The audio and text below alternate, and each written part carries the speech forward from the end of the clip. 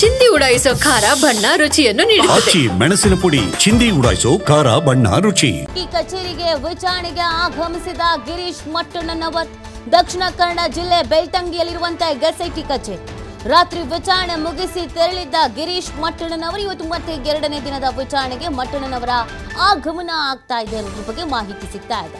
ಇಂಚಿಂಚು ಮಾಹಿತಿಯನ್ನ ಕಲೆ ಹಾಕ್ತಿದ್ದಾರೆ, ಇಂಚಿಂಚು ಮಾಹಿತಿಯನ್ನ ಹೊರಗೆ ತೆಗಿತಾ ಇದ್ದಾರೆ ಎಸ್ಐಟಿ ಅಧಿಕಾರಿಗಳು. ತೀವ್ರ ಒತ್ತಡ ಅನ್ನೋದು ಸಹಜವಾಗಿ ಈ ಪ್ರಕರಣದಲ್ಲಿ ಅನುಭವಿಸಿದ್ರು. ಸ್ಟಾರ್ಟಿಂಗ್ ನಲ್ಲಿ ಒಂದ್ ಕಡೆಯಲ್ಲಿ ಪೊಲಿಟಿಷಿಯನ್ಸ್ ಕಡೆಯಿಂದ, ಇನ್ನೊಂದು ಕಡೆಯಲ್ಲಿ ಬಹಳ ಸೆನ್ಸಿಟಿವ್ ಆದಂತ ವಿಚಾರ, ಆ ಗ್ರಾಮದ ಜನರು ಎಲ್ಲರನ್ನ ಕೂಡ ಬ್ಯಾಲೆನ್ಸ್ ಮಾಡಬೇಕಾಗಿತ್ತು. ಇದೀಗ ಒಬ್ಬರೊಬ್ಬರನ್ನ ವಿಚಾರಣೆಗೆ ಒಳಪಡಿಸಲಾಗ್ತಿದೆ, ಸತ್ಯ ಹೊರಗೆ ಬರ್ತಾ ಇದೆ. ಈ ಬಗ್ಗೆ ಮಾಹಿತಿ ನೀಡ್ತಾರೆ ಆದಿತ್ಯ. ಇವತ್ತು ಎರಡನೇ ದಿನ ಗಿರೀಶ್ ಮಟ್ಟಣ್ಣನವರನ್ನ ವಿಚಾರಣೆಗೆ ಕರೆಸಿದ್ದಾರೆ. ಇದೀಗ ವಿಚಾರಣೆಗೆ ಅವರು ಕೂಡ ಹಾಜರಾಗ್ತಾ ಇದ್ದಾರೆ ಅನ್ನೋದ್ರ ಬಗ್ಗೆ ಮಾಹಿತಿ ಸಿಗ್ತಾ ಇದೆ. ನೋಡಿ, ಈ ಪ್ರಕರಣದಲ್ಲಿ ಅನೇಕರ ಹೆಸರು ಕೇಳಿ ಬಂದಿದ್ದು ಹೌದು. ಅದೇ ಗಿರೀಶ್ ಮಟ್ಟಣ್ಣನವರೇ ರೂವಾರಿ ಆಗಿರಬಹುದು ಅಥವಾ ಇವರೇ ಸೂತ್ರಧಾರಿ ಆಗಿರಬಹುದು ಅನ್ನೋದ್ರ ಬಗ್ಗೆ ಮೊದಲ ಹಂತದಲ್ಲಿ ಏನು ಅಂತಹ ಸುಳಿವು ಸಿಕ್ಕಿರಲಿಲ್ಲ. ಅಂದಾಜಿರಬಹುದೇನೋ, ಅನುಮಾನ ವ್ಯಕ್ತಪಡಿಸ್ತಿದ್ದಾರೇನೋ, ಮೋಸ್ಟ್ಲಿ ಇದನ್ನ ಮೇಲ್ನೋಟಕ್ಕೆ ಹೇಳ್ತಿದ್ದಾರೇನೋ ಅಷ್ಟೇ ಅಂತ ಅನಿಸಿತು. ಈಗ ಗಿರೀಶ್ ಮಟ್ಟಣ್ಣನವರಿಗೆ ಎರಡನೇ ದಿನ ಕೂಡ ಬುಲಾವ್ ಬಂದು ವಿಚಾರಣೆಗೆ ಹಾಜರಾಗ್ತಾ ಇದ್ದಾರೆ. ಇನ್ನು ಯಾರ್ಯಾರ ಹೆಸರು ಹೊರಗೆ ಬರ್ಬೋದು ಅಂದರೆ ವ್ಯಾಪಕವಾಗಿ ಇದು ಬೇರೆ ಕಡೆ ಎಲ್ಲ ಡಿಸ್ಕಸ್ ಆಗಿತ್ತು, ಬಹಳ ವರ್ಷಗಳಿಂದ ಡಿಸ್ಕಸ್ ಆಗಿತ್ತು, ನಮ್ಮ ರಾಜ್ಯಕ್ಕೆ ಮಾತ್ರ ಸೀಮಿತ ಆಗಿರಲಿಲ್ಲ ಅನ್ನೋದು ಮತ್ತಷ್ಟು ಸತ್ಯಗಳು ಹೊರಗೆ ಬರುತ್ತಾ ಆದಿತ್ಯ? ಹಾಗಾದರೆ ನೀತಿ ಬಹಳ ಖಂಡಿತವಾಗಿ, ಯಾಕಂದರೆ ನೆರೆಯ ಕೇರಳ ರಾಜ್ಯದ ಒಬ್ಬ ಯೂಟ್ಯೂಬರ್ನ ಹೆಸರು ಕೂಡ ಇದರಲ್ಲಿ ಬಂದಿರೋದನ್ನು ಗಮನಿಸಬಹುದು. ಮತ್ತು ಇಲ್ಲಿನ ಯೂಟ್ಯೂಬರ್ ಯುನೈಟೆಡ್ ಮೀಡಿಯಾದ ಅಭಿಷೇಕನ ಆತ ಕೇವಲ ವಿಡಿಯೋ ಮಾಡಿದ ಅನ್ನೋ ಕಾರಣಕ್ಕಲ್ಲ, ಆತನ ಇನ್ವಾಲ್ವ್ಮೆಂಟ್ ಇದೆ ಅನ್ನೋ ಕಾರಣಕ್ಕೋಸ್ಕರ ಸತತ 4 ದಿನಗಳ ವಿಚಾರಣೆ ಈಗಲೂ ಕೂಡ ಆತ SIT ಕಚೇರಿಯ ಒಳಗಡೆನೇ ಇದ್ದಾನೆ.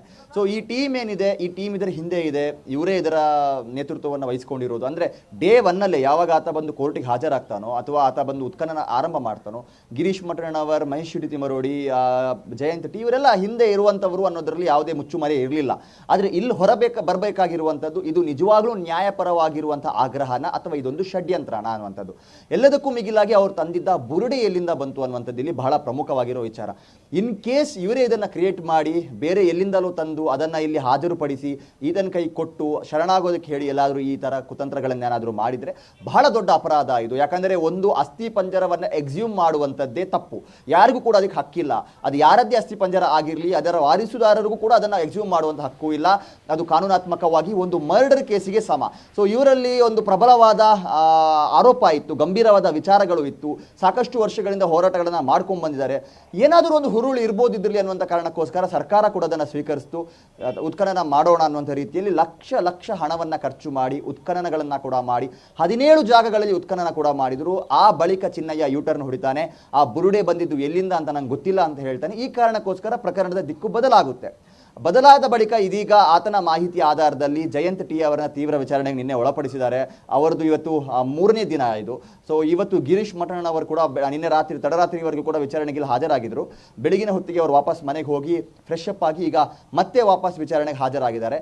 ವಿಠಲ್ ಗೌಡ, ಸೌಜನ್ಯರವರ ಮಾವ ವಿಠಲ್ ಗೌಡ ಏನಿದ್ದಾರೆ, ಇವರೇ ಈ ಚಿನ್ನಯ್ಯನ ಮಾಹಿತಿಯನ್ನ ಈ ಟೀಮ್ಗೆ ಕೊಟ್ಟು ಆತ ಮತ್ತು ಇವರ ಸಂಪರ್ಕ ಆಗೋದಕ್ಕೆ ಕಾರಣವಾಗಿದ್ದು ವಿಠಲ್ ಗೌಡರು ಅನ್ನುವಂಥ ರೀತಿಯ ಮಾಹಿತಿಗಳು ಕೂಡ ಇದೆ. ಸೊ ಆ ಕಾರಣಕ್ಕೋಸ್ಕರ ವಿಠಲ್ ಗೌಡರನ್ನ ಕೂಡ ವಿಚಾರಣೆ ಕರೆದಿರುವ. ಸೊ ಅಭಿಷೇಕ್, ಜಯಂತ್ ಟಿ, ಗಿರೀಶ್ ಮಟ್ಟಣ್ಣನವರು, ವಿಠಲ್ ಗೌಡ ಇವರು ಪ್ರಮುಖವಾಗಿ ಇದರಲ್ಲಿ ಗುರುತಿಸಿಕೊಂಡಿದ್ದಾರೆ.